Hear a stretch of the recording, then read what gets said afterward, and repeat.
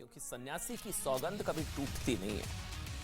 आज एक हत्यारे, एक खतरनाक गैंगस्टर, एक माफिया, एक दुर्दांत अपराधी के एनकाउंटर पर देश में बहुत से लोगों के आंसू निकल रहे हैं। आज भी लोग परेशान हैं। अपराधी अतीक अहमद के हत्यारे बेटे असद के लिए देश में कुछ लोगों का कलेजा मुंह को आ रहा है, दिल पसीज रहा है। एक अपराधी के एनकाउंटर को मजहब वाले चश्मे से देखा जा रहा है। जानते आरोप लग रहे हैं कि मजहब देखकर हत्यारे असद अहमद का एनकाउंटर किया गया। किसी को माफिया के एनकाउंटर पर जंगल राज दिख रहा है, किसी को भाईचारे पर चोट नजर आ रही है, तो किसी को माफिया में माइनॉरिटी दिख रही है। ऑल इंडिया एमआईएम के अध्यक्ष असद ओवैसी का आरोप है कि असद अहमद को धर्म देखकर गोली मारी गई। समाजवादी पार्टी के अध्यक्ष अखिलेश यादव भी माफिया असद के एनकाउंटर से नाराज हैं। अखिलेश यादव ने कहा कि यह झूठा एनकाउंटर है, भाईचारे के खिलाफ है। चल रहा है ना ट्वीट, नीचे पढ़िए क्या लिखा है, भाईचारे के खिलाफ है। भरोसा नहीं हुआ था इस ट्वीट के आने से पहले, कोई यह भी कह सकता है। कांग्रेस भी कह रही है कि एनकाउंटर करके योगी सरकार देश के संवैधानिक ढांचे से खिलवाड़ कर रही है। एनकाउंटर वाला इंसाफ, माफिया साफ। एनकाउंटर न्याय या अन्याय? इसके अलावा देश के कई पत्रकार, वकील भी हैं जो असद के एनकाउंटर पर बहुत दुखी हैं, मातम बना रहे हैं। सोचिए, आंसू और मातम किसके लिए? किसके लिए? उस असद के लिए जिसने आज से 47 दिन पहले एक निर्दोष व्यक्ति को गोलियों से भून डाला था।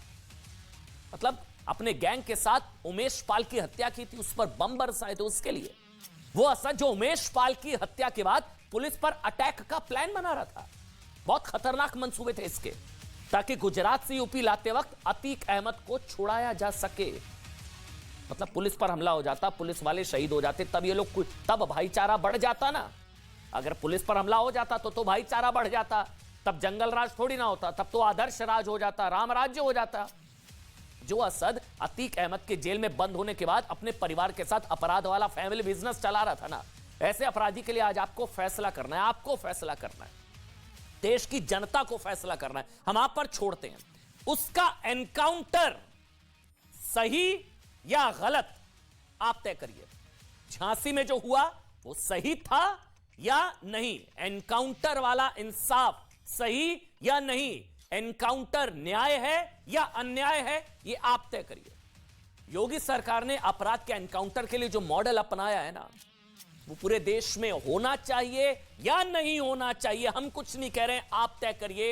यानी कि अपराधियों के खिलाफ योगी मॉडल पूरे देश में लागू होना चाहिए, नहीं होना चाहिए? आप तय करिए। क्योंकि आज योगी फिर अपराध के विनाश वाले विश्वास पर 100% खरे उतरे हैं। आज यूपी एसटीएफ ने झांसी में उमेश पाल हत्याकांड के ठीक 47 दिन बाद उस शूटआउट के मोस्ट वांटेड 5 लाख के इनामी बदमाश असद और उसके साथी गुलाम मोहम्मद एनकाउंटर में मारे गए। पुलिस ने बताया कि दोनों को जिंदा पकड़ने की कोशिश की गई थी, लेकिन दोनों ने एसटीएफ की टीम पर फायरिंग की, जिसके बाद जवाबी कार्रवाई में दोनों मारे गए। अब जो कह रहे हैं भाईचारे के खिलाफ था, तो क्या करती पुलिस? उसकी गोली खा लेती? क्या करती? जब एसटीएफ की टीम पर फायरिंग कर दी थी उन लोगों ने, तो पुलिस के शहीद हो जाती? पुलिस के शहीद होने के लिए है, मरने के लिए है क्या इन अपराधियों के हाथों? या फिर पुलिस ने गलत किया, जवाबी कार्रवाई की, इनको मार दिया, तब भाईचारा? अगर पुलिस शहीद होता तो भाईचारा बढ़ जाता क्या? ये दोनों अपराधी असद और गुलाम एसटीएफ पर अटैक करना चाह रहे थे, गोलियां चला रहे थे। जवाबी कार्रवाई में दोनों का एनकाउंटर हुआ। असद और गुलाम मोहम्मद 24 फरवरी को सीसीटीवी में साफ साफ, ये देखिए, उमेश पाल की हत्या करते हुए दिखाई दिए थे। उमेश पाल हत्याकांड में कुल 7 आरोपी शूटआउट वाली जगह पर थे। अब इसको बहुत ध्यान से सुनिएगा जो अब बताने जा रहा हूं। कुल थे 7। इस हत्याकांड को माफिया अतीक अहमद का गैंगस्टर बेटा असद लीड कर रहा था। असद खत्म, एनकाउंटर असद, जिसका झांसी में एनकाउंटर कर दिया गया। पहला, टोटल 7 थे। हत्याकांड में शामिल दूसरा शूटर था गुलाम मोहम्मद, एनकाउंटर खत्म, जिसके आज एनकाउंटर में बाइक पलट गई। तीसरा हत्यारा था अरबाज नाम का अपराधी, जिसका शूटआउट के 2 दिन बाद यानी कि 27 फरवरी को एनकाउंटर यानी कि खत्म। 3 हो गए। बाद फिर 6 मार्च को शूटआउट में सबसे पहले गोली चलाने वाला उस्मान चौधरी, एनकाउंटर खत्म, वो भी एनकाउंटर में मारा गया। 4 हो गए हैं। लेकिन अभी बम चलाने वाला गुड्डू मुस्लिम फरार है, समझ रहे हैं आप, और अरमान नाम का अपराधी भी फरार है, और उमेश पाल पर राइफल से फायरिंग करने वाला साबिर भी फरार है। तो 7 में से 4 गए, 3 बचे हैं। तीनों को पकड़कर कानून के हवाले करना चाहिए, सलाखों के पीछे उनको रखना चाहिए और कानून के हिसाब से सजा होनी चाहिए। लेकिन 7 में से 4 का एनकाउंटर हो गया, 4 मर गए, लेकिन बाकी जो 3 कानूनन उनको सजा होनी चाहिए। लेकिन अगर पुलिस पर गोली चलाएंगे तो फिर क्या होगा हमें नहीं पता। लेकिन सोचिए, ऐसे अपराधियों के एनकाउंटर पर आंसू बहाए जा रहे हैं, माफियाओं में मजहब ढूंढा जा रहा है। मुस्लिम है भाई। सबसे पहले आपको माफिया असद के एनकाउंटर पर कुछ बयान सुनने चाहिए, फिर आपको ना इस एनकाउंटर की पूरी कहानी तफसील से दिखाएंगे। आप समझ जाएंगे क्या हुआ, कैसे हुआ, कब हुआ, कहां इसको पकड़ा, कैसे इसको मारा, पूरी कहानी सुनाएंगे आपको। लेकिन पहले कुछ बयान सुनिए। जुनैद और नसीर को जिसने मारा तुम उसका भी एनकाउंटर करोगे? नहीं करोगे तुम। इसलिए नहीं करोगे क्योंकि तुम मजहब के नाम पर एनकाउंटर करते हो। ये मिट्टी में मिला दें, क्या कोर्ट बंद हो जाए? आज हम ये खबर सुन रहे हैं, उत्तर प्रदेश फेक इनकाउंटर का उत्तर प्रदेश बन गया है। उत्तर प्रदेश में फेक इनकाउंटर है। अधिकारी अपनी कुर्सी बचाने के लिए, अधिकारी अपना सब कुछ दांव पे रख करके सरकार के दबाव में ये घटनाएं कर रहे हैं। कि हर आदमी ये मान के चलता था कि इनकी हत्या होने जा रही है, ये मान के चलता था। मैं समझता हूँ जुडिशरी को इस पर अविलंब संज्ञान लेना चाहिए, क्योंकि ये देश के संवैधानिक ढांचा के साथ खिलवाड़ हो रहा है। जो फरार अपराधी हैं, अपराध का रास्ता छोड़ करके उन्हें सही रास्ता अपनाना चाहिए, क्योंकि अपराध का युग ही समाप्त हो गया है। अब ये नए भारत का नया उत्तर प्रदेश। अतीक अहमद और उसका खानदान मुजरिमों का खानदान है, कोई डाउट ही नहीं है भाई। जिस परिवार ने 43 साल में अपराध को ही खानदानी बिजनेस बना दिया था ना, उससे और उसके परिवार से कुछ सियासी पार्टियों को इतनी हमदर्दी है। क्यों है आप जानते हैं? मजहब, माइनॉरिटी कार्ड। जबकि आज यूपी पुलिस ने रिमांड कॉपी में जो खुलासा किया उससे पता चलता है कि अतीक अहमद एंड फैमिली न सिर्फ अपराधी है बल्कि देशद्रोही भी है। अतीक अहमद फैमिली के लश्कर तैयबा जैसे खतरनाक आतंकवादी संगठन से भी रिश्ते हैं, लश्कर से भी रिश्ते हैं। ये रिमांड लेटर से पता लगा है। पाकिस्तान से हथियार, यूपी पुलिस ने अतीक अहमद और उसके भाई अशरफ अहमद की रिमांड कॉपी में कहा है कि अतीक की फैमिली पाकिस्तान से हथियार खरीदती थी। पाकिस्तान ड्रोन के जरिए पंजाब में हथियार खरीदे जाते थे और इन हथियारों की सप्लाई अतीक की गैंगस्टर फैमिली को होती थी।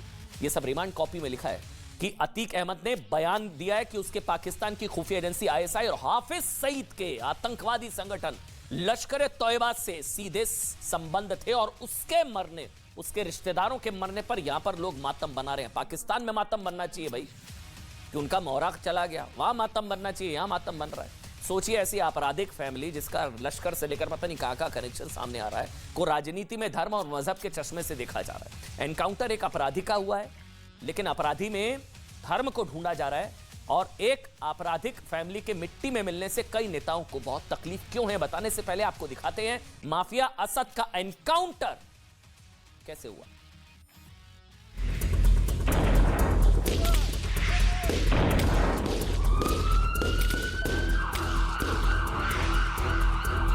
उन माफियाओं के खिलाफ मिट्टी में मिलाने का काम उनको हमारी सरकार करेगी।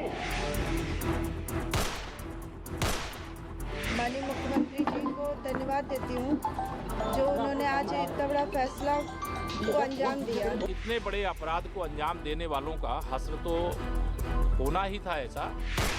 अतीक के खूनी लाडले का एनकाउंटर, मिट्टी में मिला शूटर बेटा, माफिया फूट फूट कर रोए।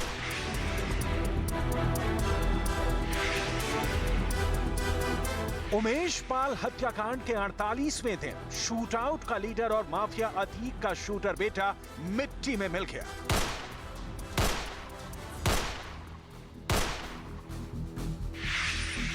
झांसी में यूपी एसटीएफ की टीम ने 20 मिनट तक चली मुठभेड़ में असद अहमद को मार गिराया।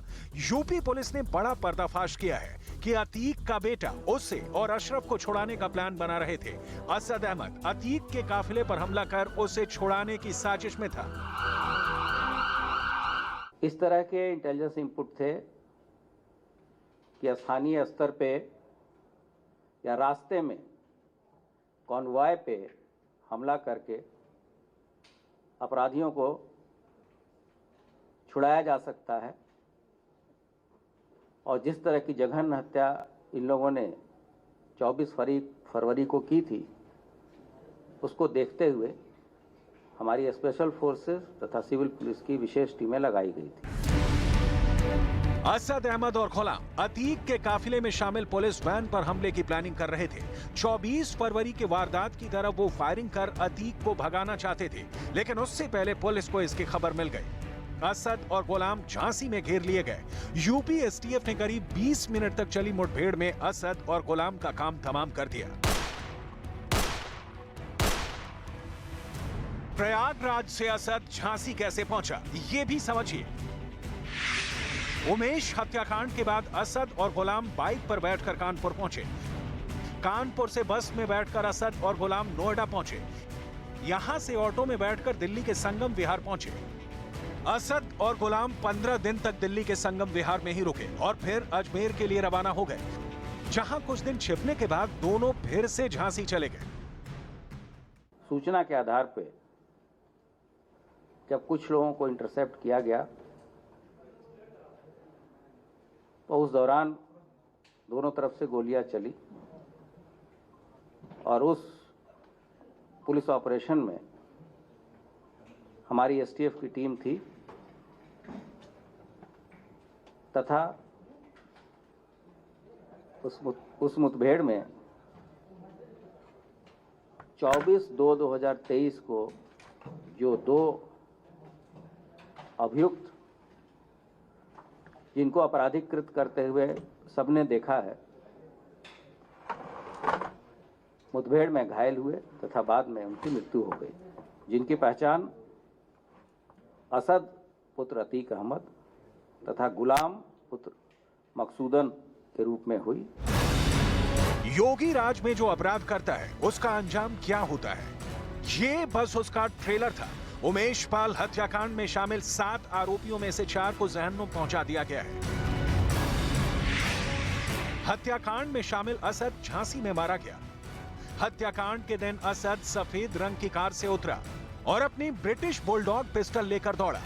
आज असद उसी पिस्टल के साथ मौत की नींद सुला दिया गया। असद के साथ शूटर गुलाम का खेल खत्म हुआ। उसके पास से वॉल्थर P88 पिस्टल बरामद हुए। इसी पिस्टल से गुलाम ने शूट आउट किया था। 27 फरवरी को आरोपी अरबाज को प्रयागराज में मार गिराया गया। उमेश पाल की हत्या में जिस क्रेटा कार का इस्तेमाल किया गया था, उसे अरबाज ही चला रहा था। उमेश पाल हत्याकांड के 10 दिन बाद 6 मार्च को शूटर उस्मान चौधरी एनकाउंटर में मार गिराया गया। उस्मान चौधरी ने शूट आउट के दौरान उमेश पाल पर नजदीक से सबसे पहले गोली चलाई थी। लेकिन मैं इस समय मुख्यमंत्री जी का बहुत बहुत धन्यवाद करती हूँ और पुलिस विभाग के ऊपर, जो कि उन लोगों ने मुख्यमंत्री का आदेश था, जो यहाँ के मुख्यालय जितने पुलिस प्रशासन के हैं, उन्होंने अपना फर्ज अदा किया जो उनको करना चाहिए। उन्होंने अच्छा न्याय किया। 4 मारे गए और यूपी एसटीएफ की टीम अब जमीन से लेकर पाताल में बाकी बचे शूटर्स की तलाश में है। इसमें सबसे पहले नंबर पर है गुड्डो मुस्लिम। उस पर भी 5 लाख का इनाम है। उसने वारदात के दिन बमबाजी की थी। एनकाउंटर के डर से गुड्डो मुस्लिम भागता फिर रहा है। आखिरी बार उसे मेरठ में अतीक के बहनोई अखलाक के घर देखा गया था। 17 घंटे तक मेरठ में रहने के बाद गुड्डो मुस्लिम फरार हो गया।